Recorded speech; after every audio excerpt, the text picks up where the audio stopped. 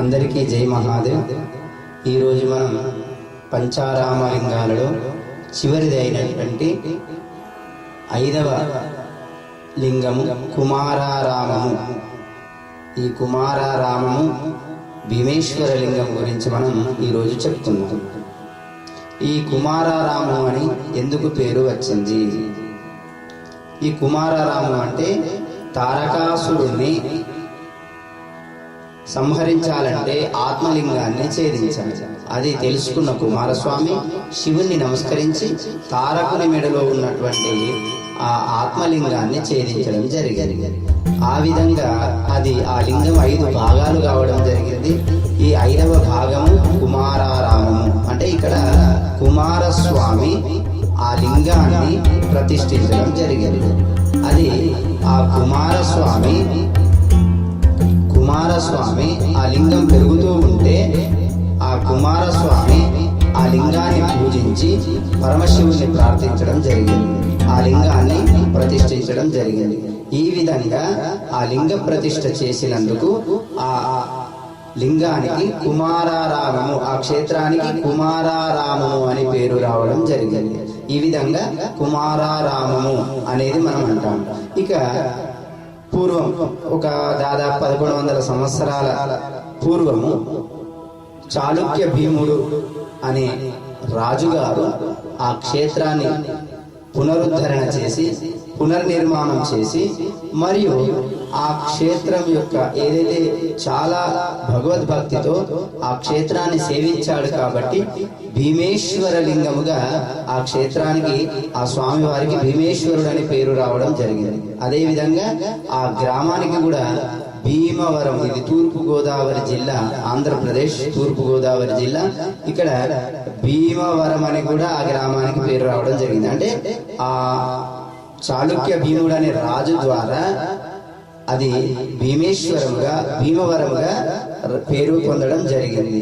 అదే విధంగా ఇక్కడ కుమారస్వామి గాని గణపతి గాని ఇక్కడ వజ్ర గణపతి అనంటే పూర్వం లోపట ఇది ఏదైతే మందిరం ఉందో ఆ ప్రదక్షిణ ఇది 2 ప్రాకారాలుగా, అంటే మొదటి ప్రాకారంలో స్వామివారి యొక్క ప్రాణివాటం లింగం బాగా దాదాపుగా 14-15 ఫీట్ల ఎత్తులో ఉంటుంది, పొడుగుగా ఉంటుంది.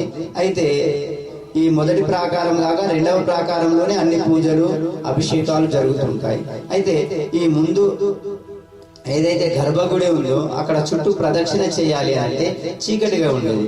కానీ అక్కడ చీకటి ఉండేది కాదు. ఎందుకంటే వజ్ర గణపతి అంటే ఆ గణపతి యొక్క ఆ వజ్ర గణపతి అంటే ఆ గణపతి దగ్గర ఉన్న వజ్రంతో అది మెరుస్తూ ఉండేది. పూర్వంలో స్వార్థంతో కొందరు దొంగలు వెళ్ళి వజ్రాన్ని తీసుకుందామంటే ఆ వజ్రం అనేది అందులోకి లయమైపోవడం జరుగుతుంది గణపతిలోకి. ఇప్పుడు గణపతి మాత్రమే ఉన్నాడు, అందుకోసమే వజ్ర గణపతి అంటున్నాం. ఇక పక్కన మనకు ఈ ఏదైతే స్వామివారు ఉన్నారో భీమేశ్వర స్వామి వారు ఉన్నారో కుమారారామ లింగేశ్వరం అంటాం కదా. కుమారారామ భీమేశ్వరుడు ఏదైతే శివుడు ఉన్నాడో ఆ పంచరామ లింగాలలో ఏదైతే మన కుమారారామ భీమేశ్వర లింగం అంటున్నామో ఇక్కడ అమ్మవారు బాలా త్రిపుర సుందరీ దేవి ఇక్కడ ఉన్నది. బాలా త్రిపుర సుందరీ దేవి అతి శక్తివంతమైనటువంటి దేవస్థానాలలో ఇది ఒక క్షేత్రము, మహిమాన్వితమైనటువంటిది. ఈ బాలా త్రిపుర సుందరి దేవి యొక్క మహత్యము అమోఘమైనటువంటిది. ఇక్కడ ఎవరైతే ఈ క్షేత్రానికి వచ్చి నమస్కారం చేసుకుంటారో వారి యొక్క దోషాలు, పాపాలు, రోగాలు అన్ని తొలగి చాలా పవిత్రులవుతారు. మళ్ళీ ఈ క్షేత్రానికి ఒక పేరు ఏంటి? యోగ క్షేత్రము అని అంటారు. అంటే ఎవరైతే ఈ క్షేత్రానికి ఎవరు వస్తారంటే వాళ్ళ ఎన్నో జన్మల పుణ్యఫలం, సుకృతము, భాగ్యము, భక్తి ఉన్నవారు మాత్రమే ఈ క్షేత్రానికి వచ్చి నమస్కరిస్తారు. అందుకోసమే యోగ క్షేత్రము అనంటే ఎన్నో జన్మల యోగ ఫలం ఉంటే తప్ప ఈ క్షేత్ర దర్శనం కాదట. అందుకోసమే యోగ క్షేత్రం అంటారు. ఇక ఏదైతే ఈ క్షేత్రం లోపట పుష్కరిణి ఉంటుంది, అంటే పక్కన కుమార పుష్కరిణి. ఈ ప్రతిష్ఠించేటప్పుడు కుమారస్వామి ఈ పుష్కరంలోని నీళ్లు జలాన్ని పోసి అభిషేకించేవాడు. ఇక్కడికి వచ్చినటువంటి యోగులు ఇక్కడ సామర్లకోట అనేది ఒక పేరు. ఈ సామర్లకోట అనేది ఎందుకంటారు అని అంటే స్వాముల కోట, స్వాముల కోట, స్వాముల కోట, స్వాముల కోట, అట్లా అట్లా అట్లా కొందరు అని అనరానట్టుగా సామర్ల కోటగా ఈ రోజు పేరు రావడం జరిగింది. దానికి అంటే యోగులు, ఋషులు, మునులు, మహాత్ములు, సాధులు, సంతులు ఈ క్షేత్రంలో తపస్సు చేసి గొప్ప యోగ సిద్ధిని పొందినటువంటి క్షేత్రం కాబట్టి యోగ క్షేత్రం అంటే ఆ యోగము భాగ్యం ఉన్నవారే ఇక్కడికి వచ్చి దర్శనం చేసుకుంటారు.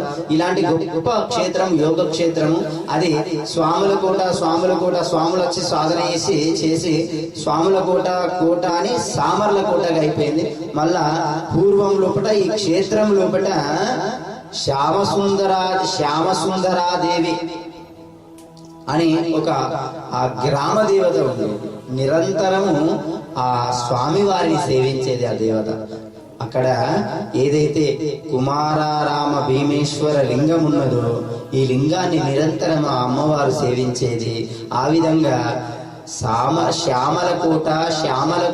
శ్యామలకోటగా ఉండి చివరికి సామర్లకోటగా పేరు రావడం జరిగింది. ఈ విధంగా ఇక్కడ చాలా అద్భుతమైనటువంటి మహిమాన్వితమైనటువంటి శక్తివంతమైనటువంటి క్షేత్రం. ఈ మందిరానికి ఆగ్నేయ భాగం లోపట ఒక శివలింగం ఉన్నది.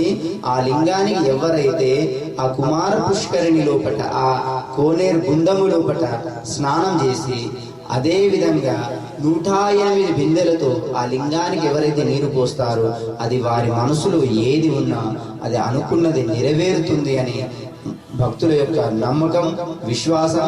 పూర్వం నుంచి పూర్ణముగా కోరికలను నెరవేర్చినటువంటి క్షేత్రము ఆ క్షేత్రము బాలా త్రిపుర సుందరీ దేవి మరియు కుమారారామ భీమేశ్వరుని యొక్క దివ్యానుగ్రహం అనేది ఆ క్షేత్రానికి వచ్చి ఎవరు నమస్కరిస్తారో వారికి యోగ సిద్ధి కూడా, అంటే భోగాలనిస్తూ మరియు యోగాన్ని ప్రసాదించేటటువంటి దివ్య క్షేత్రమే ఈ యోగ సిద్ధి క్షేత్రము మరియు యోగ క్షేత్రము కుమారారామ భీమేశ్వర లింగం. ఇక్కడ చాలా మంది ఆ ఏదైతే అక్కడ ఉన్నటువంటి గుండం మనం అంటున్నామో సప్త గోదావరిగా కూడా చెప్పుకుంటారు. అంటే గోదావరి అంతర్వాహిని సప్త ఋషులు వచ్చి ఇక్కడ సేవ చేశారు కాబట్టి ఇక్కడ సర్వదేవతల యొక్క మందిరాలు దాదాపుగా చాలా ఉపమందిరాలు ఆ క్షేత్రం లోపల ఉన్నాయి.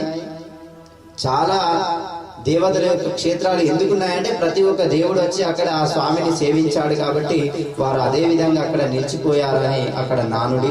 కాబట్టి మనమందరం కూడా ఆ యోగులు, ఋషులు, మునులు, మహాత్ములు దర్శించి తరించినటువంటి పుణ్యక్షేత్రం ఏదైతే ఉందో ఆ క్షేత్రాన్ని మనమందరం కూడా దర్శించాలి.